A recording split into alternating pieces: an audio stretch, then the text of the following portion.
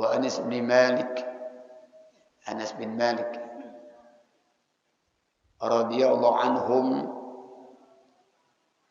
anna Rasulullah sallallahu alaihi wasallam qala.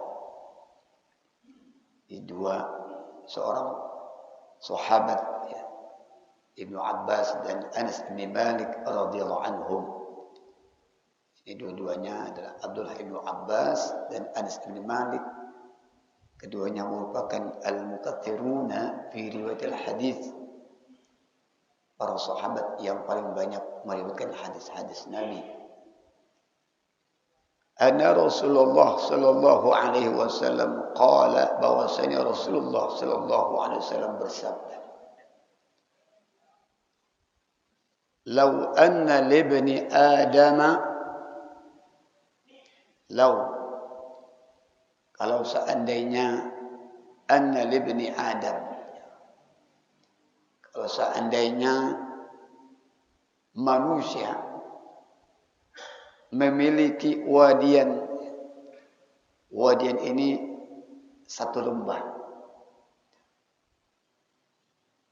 Kalau seandainya manusia memiliki satu lembah min dhahabin, yang isinya daripada lembah itu emas,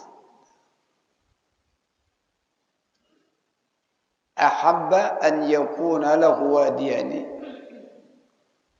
ahabba akan menginginkan an yakuna lahu baginya wadiyani, untuk memiliki dua lembah. Walam yamla'a fahu illa turab. Walan yamla'a fahu illa turab maksudnya adalah lan yamla' jawfuhu illa turab, ay la yazalu harisan hatta yamuta wa yamtali'a jawfuhu min turabi qabri. Bahkan Bapak sekalian, kata Nabi, walan yamla'a fa, ay la yazalu harisan. Sekalipun sudah punya satu lembah, pengen dua lembah, isinya emas, maka terus manusia la yadul harisan, masih terus ingin menunjukkan ketamakannya, keserakahannya. Hatta yamuta, sampai pun dia meninggal dunia. Wa yamtali al-jawf, di mana dipenuhi yang namanya fah itu sebenarnya artinya mulut. Mulutnya penuh dengan debu. Jadi sekalipun Bapak sekalian, manusia itu yang namanya cinta sama dunianya, itu digambarkan dalam hadis ini syiddatul haris. Ketamakannya luar biasa. Enggak ada rasa cukup-cukupnya dengan yang namanya kenikmatan dunia. Kalau perlu terus masih merasa belum cukup. Sehingga Nabi katakan la yazilu harisun hatta yamut. Kalau seandainya masih pengen tuh dua lembah yang isinya emas semuanya, pengen lagi 3, 4 sampai mati.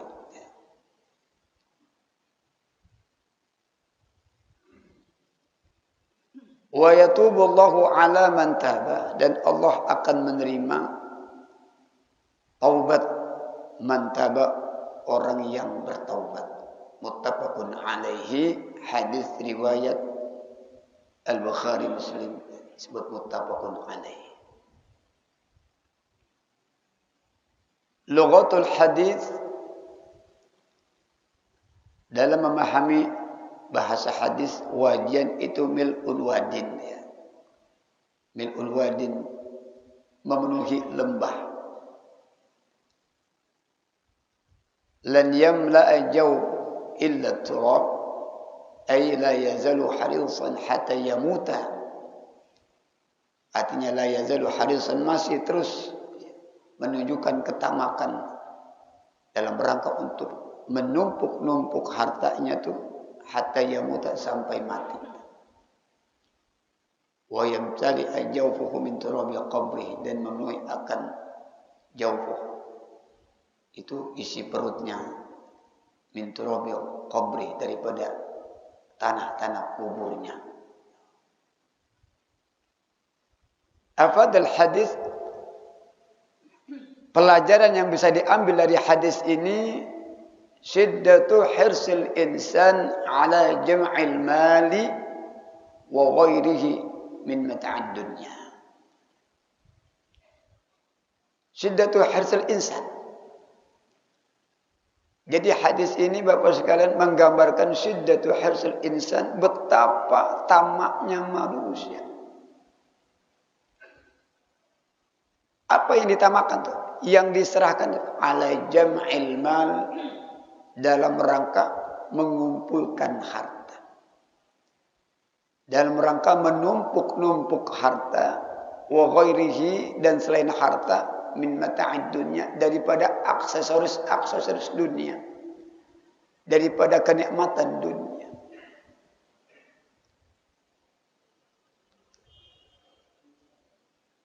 Maka kalau al-fakir bisa ibaratkan dunia ini Bapak sekalian, kalau dunia ini kita ibaratkan misalnya pertandingan, kalau kita ibaratkan dunia ini perlombaan. Kalau semalam jam 10 namanya pertandingan sepak bola, itu ada jamnya, betul nggak?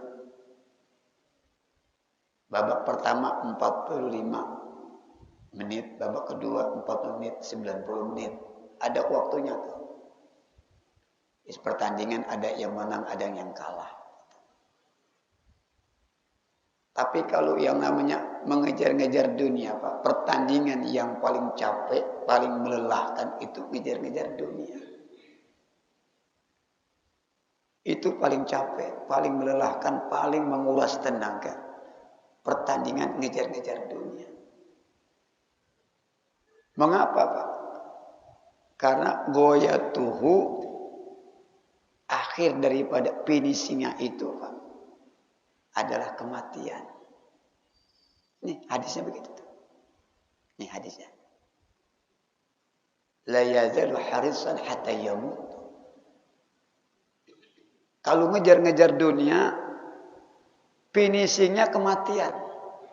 Maka paling capek. Kalau ngejar-ngejar dunia, finishingnya liang lahat. Kalau bola masih ada, walaupun capek 90 menit, ada yang kalah, ada yang menang. Tapi yang namanya dunia enggak ada finishingnya kecuali mati. Paling capek. Dan itulah digambarkan hadis ini. Sekalipun manusia udah punya tuh wadin itu lembah, Pak. Yang bernabi lembah, bil wadin, dipenuhi lembah itu dengan emas. Ahaba an yukana lahu wadin. Kalau perlu katanya nih, kalau perlu dua lembah lagi. Udah punya dua, kalau perlu an yakuna lahu salasa wadin. Kalau perlu 3. Begitulah sifat manusia. Syiddatul harsil insan. Bagaimana menunjukkan keserakahan, ketamakan daripada manusia. Ala jam'il mal. Untuk menumpuk-numpuk harta. Menghimpun-himpun harta. Alhaakumut takatsur hatta zurtumul maqabir. Kebinasaan, kehancuran bagi orang yang suka menumpuk-numpuk harta. Hatta zurtumul maqabir. Dia lupa.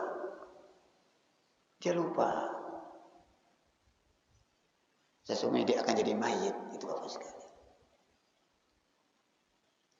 Maka ada sebuah hadis Rasulullah Sallallahu Alaihi Wasallam, dalam hadis terdapat dalam kitab Mukhtarul Ahadits An-Nabawiyah yang dikarang As-Sayyid Umar Al-Hashimi.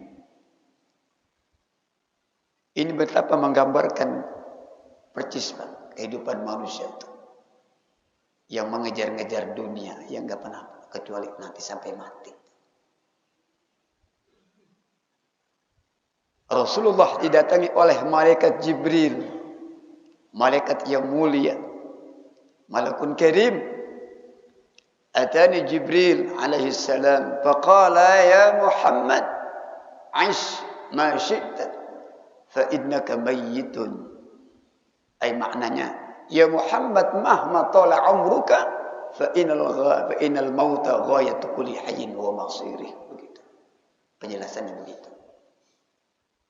Aish ma syi'ta. Memang khitabnya kepada Nabi, tapi tentu ini kepada kita sebagai umatnya. Hiduplah sesukamu.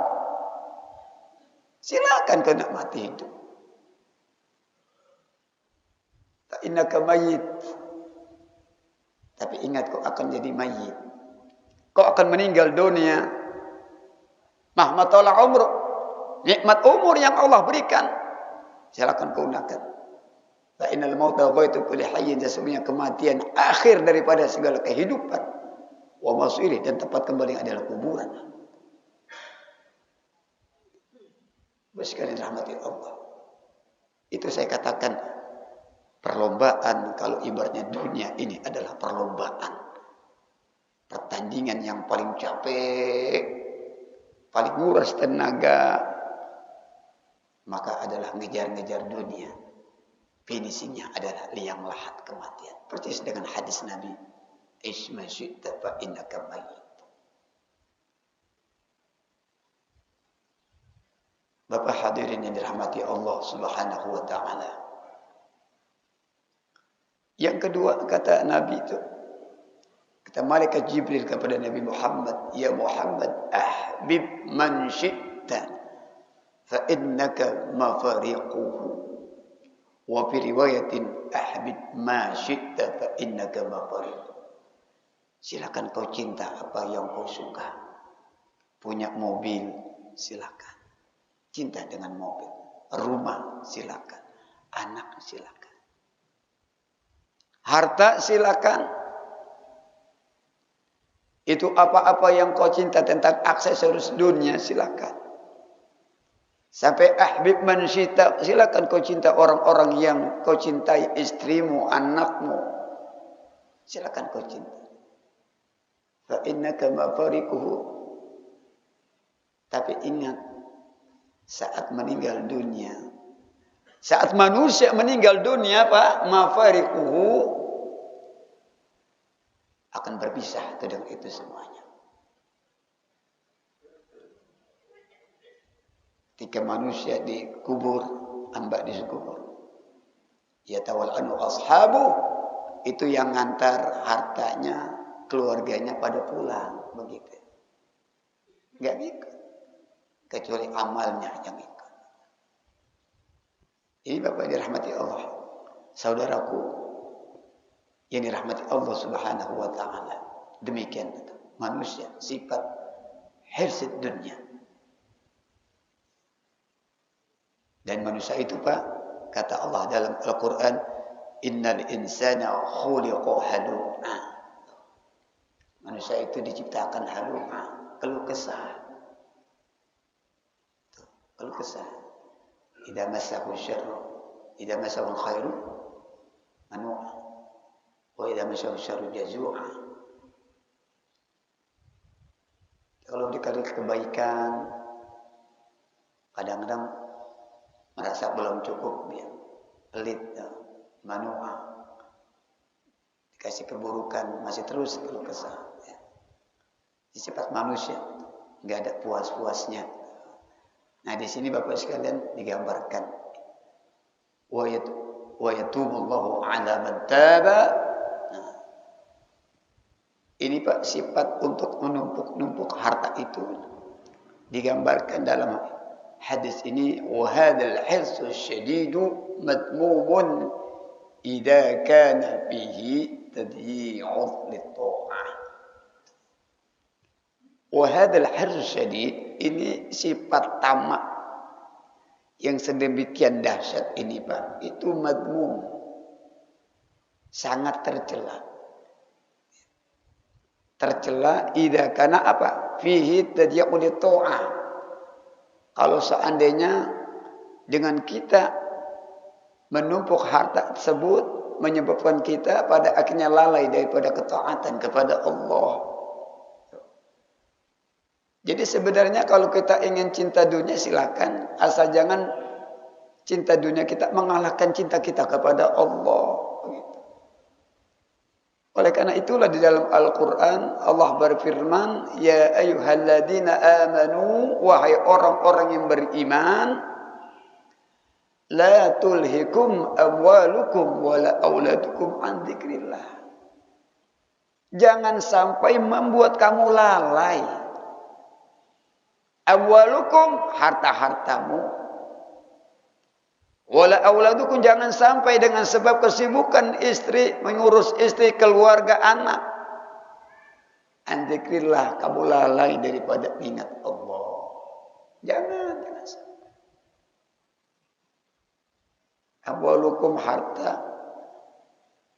Dengan sebab kita terlalu cinta sama dunia, lupa sama Allah, jangan. Rugi Pak. Itu kan kenikmatan dunia, kata Allah, cuma mata'ul ghurur, cuma kenikmatan sementara. Berapa sih umur kita yang Allah kasih? Ada yang dikasih oleh Allah 50 tahun, ada yang 60, ada yang 70, ada yang 80 sedikit.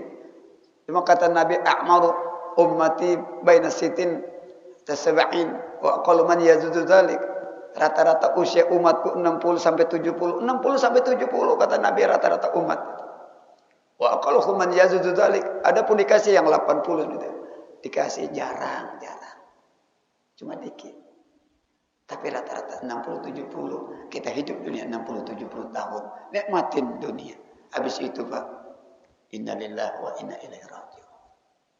Kita berpulang ke satu alam. Kalau manusia dikasih yang sedikit, lupa sama Allah, rugi. Wa man yaf'al dzalika fa ulaika humul khasirun. Ada manusia dengan kenikmatan akses dunia, dia lupa sama Allah, khasir, rugi. Ya khasara. Betapa ruginya tadi. Rugi. Maka Allah ingatkan, la tulhikum amwalukum wala auladukum an dzikrillah. Dzikir di sini Pak, para ulama menafsirkan dengan menggunakan lafaz am. Ada yang menafsirkan ini adalah ketaatan kepada Allah dengan jihad. Ada yang katakan zikir di sini adalah salat 5 waktu. Ada zikir di sini dimaknai dengan kalimat-kalimat thayyibah, subhanallah walhamdulillah wala ilaha illallah wallahu. Ada zikir termasuk baca Quran. Zikir dimaknai atau ditafsirkan dengan baca sholawat.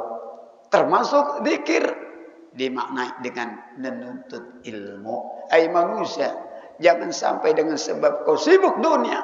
Hai manusia, jangan sampai dengan sebab kau sibuk ngurusin daripada keluargamu, kau lupa daripada menuntut ilmu. Kau lupa daripada sholat. Kau lupa daripada zikir pada Allah. Kau lupa daripada ketaatan-ketaatan yang lain. Jadi kalau sebab ini, sungguh madmumun, tercela.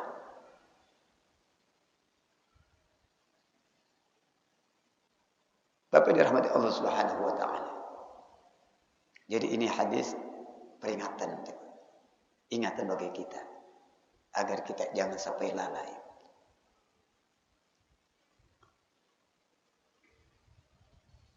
Yang membuat tercela apa? Wastighalil qalbi bid-dunya akthar min al-akhirah. Tuh.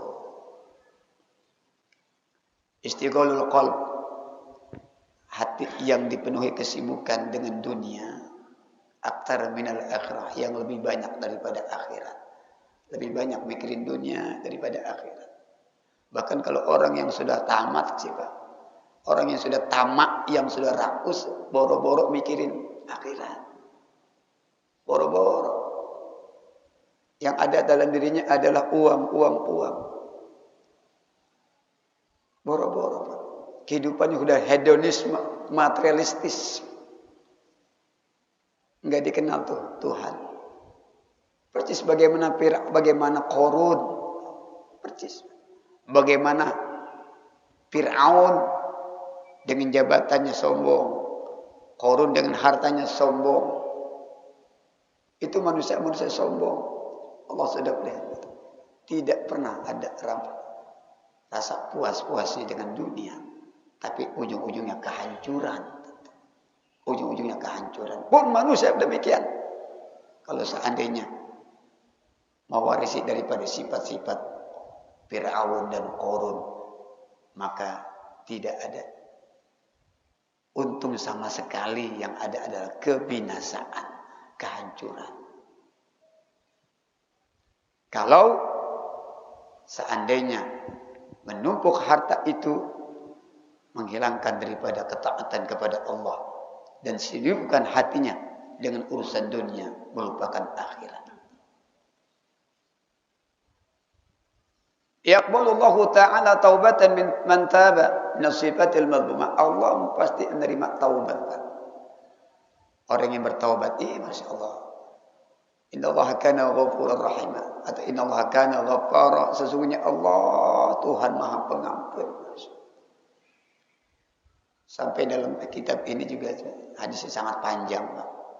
Orang yang sifat membunuh pernah ada, dan Bani Israel bunuh 99 nyawa. Lalu Allah berikan hidayah pada orang tersebut untuk bertaubat. Ini orang mencari siapa yang bisa memberikan pencerahan hatinya, karena keinginan yang besar untuk bertobat kepada Allah. Bertemu dengan seorang rahib. Dia ngomong sama rahib, Pak Rahib, ya, rahib itu sebenarnya pendeta. Kalau saya sudah bunuh 99 orang, saya ingin bertobat, kira-kira taubat saya diterima apa enggak? Berapa? 99 udah kau bunuh. Iya. Jangankan 99, satu aja dosanya besar, kau masuk neraka, enggak diterima taubatmu. Padahal pengen taubat. Sifat marahnya, sifat membunuhnya masuk. Ngambil pisau, dibunuh lagi terakhir. Jadi berapa? 100. Habis bunuh 100 orang, keingin taubatnya terus masuk. Nyari di mana dunia, di dunia ini orang yang bisa memberikan pencerahan hatinya. Bertemu dengan seorang kiai, ulama, ngomongnya baik, ulama, guru. Saya ini telah membunuh 100 orang. Pengen bertobat. Apakah taubat saya masih diterima oleh Allah? Kata sang kiai ulama, Allah pasti akan menerima taubat hambanya yang ingin bertobat. Taubatan nasuha. Kira-kira begitu. Betapa senangnya. Lalu kau berjalanlah ke arah timur. Di sana ada Darussalam, kampung damai. Kau akan temukan orang-orang yang mereka mensucikan dirinya kepada Allah, menyembah Allah. Berjalanlah ke sana, ke arah matahari di mana terbit. Saat berjalan untuk bertobat, Bapak sekalian, baru ingin mendekati itu kampung meninggal dunia. Malaikat Jabaniyah, malaikat rahmah berebut. Kata malaikat Jabaniyah, ini punyaku, karena telah membunuh 100 orang. Dan kata malaikat rahmah, enggak. Dia sudah bertobat. Dan lihat kita ukur jarak antara di mana dia berjalan dengan sampai kepada tempat yang dia tuju, dan ternyata lebih dekat. Pada akhirnya Allah putuskan malaikat rahmah ambil, terima taubatnya oleh Allah. Innallaha kana ghaffara. Artinya sebesar apapun dosa Bapak sekalian, kalau kita ingin bertobat, taubatan nasuha, Allah pasti terima taubat kita. Dengan syarat kalau kita bertobat dengan Allah adalah ayuqli 'anil ma'siyah, ayadama 'ala fi'liha. Kemudian ayazima alla ya'uda ilaiha abadan. Sama Bapak sekalian. Bahkan Pak, mohon maaf, dalam sebuah hadis, tapi ini hadis riwayat Abu Sa'id an bin Umar. Itu dikatakan Bapak sekalian, innal ghibah asyaddu minaz zina. Ternyata ghibah itu lebih dahsyat dosanya daripada perbuatan zina. Bicara taubat, Pak. Ghibah, innal ghibata asyaddu minaz zina. Sesungguhnya dosanya orang ghibah itu lebih besar, lebih dahsyat daripada perbuatan zina. Zina itu Bapak sekalian ada muhsan atau ghairu muhsan. Muhsan yang udah nikah, yang udah punya suami, punya istri, dia berzina, dia selingkuh, berzina, hukumnya rajam dalam hukum Islam. Kalau ghairu muhsan, masih perjaka, masih gadis, dia berzina, dicambuk 100 cambukan. Itu hukuman zina. Tapi ternyata dalam hadis, innal ghibata asyaddu minal zina. Dosanya ghibah lebih besar daripada perbuatan zina. Mengapa? Kalau orang yang berzina, Pak, inna rajula qad yazni wa yatub, begitu. Sesungguhnya, Pak, kalau seseorang dia kadang berzina lalu dia bertobat, maka Allah akan terima taubatnya. Fa yatubullahu alaihi. Allah terima taubatnya. Ada orang zina, dia nyesel, Pak. Dia tinggalin maksiatnya tuh. Zina dia tinggalin, dia nyesel, enggak ngulang tuh selama-lamanya. Karena dia punya dosa kepada Allah, Allah terima taubatnya, taubat daripada zinanya. Tapi inna sahibal ghibah, orang yang ghibah, la yaghfirullahu lahu. Allah tidak ampunkan dia punya dosa hatta yaghfirullahu sahibuhu. Sampai itu orang yang dia gibahin bisa maafin dulu, baru Allah terima taubatnya. Berat apa enggak tuh, Pak? Berat apa enggak? Berat. Jadi kalau seumpama kita punya dosa, seorang hamba punya dosa kepada Allah, syarat taubatnya 3. Tapi kalau misalnya kita punya maksiat, punya dosa manusia dengan manusia 4. 3 tadi, tinggalkan maksiat, menyesal, enggak ngulangin. 4-nya lunasin dulu tuh hak-hak saudaranya. Itu dia zina, Pak. Dia bergibah, kibah. In kanat kibatan istahalla minhu. Minta dihalalkan dulu tuh. Datang ke rumah si fulan, assalamualaikum. Mohon maaf fulan, kemarin hari Sabtu saya ngomongin kejelekan fulan di hadapan orang-orang, yang saya bicarakan ini. Saya mohon ridhonya, mohon dimaafkan. Perkenan saya dimaafkan. Kata si fulan, saya maafin. Allah berikan maaf. Tapi kira-kira manusia bagaimana, Pak? Kalau hatinya bersih mah saya maafin. Takutnya kalau hatinya kotor kadang-kadang. Dia bilang begini, gua enggak ridho lu ngomong begitu. Sampai akhirat pun gua enggak ridho. Nah, ini berapi kalau begini, Pak. Berapi enggak? Berapi. Tuh, masalah ghibah. Jadi Bapak sekalian, artinya di sini antara perbuatan zina itu hubungan Allah dengan hambanya. Kalau ingin bertobat 3 syaratnya. Tapi kalau misalnya kita punya dosa dengan manusia ada 4. Ya.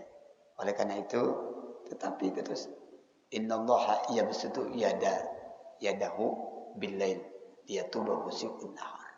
Allah akan terus membentangkan tangannya untuk menerima taubat orang-orang yang melakukan dosa di waktu siang hari. Membentangkannya tangan di waktu malam. Artinya membentangkan rahmat Allah. Siapa yang hambaku yang bertobat, aku terima tobat. Di malam hari dia ingin bertobat, aku akan terima. Di siang hari dia ingin bertobat, aku akan terima. Yadahu bil-lail liyatuba musii'un nahar. Wallahu yabsutu yadahu bin nahar liyatuba musii'ul lail. Ini Bapak sekalian.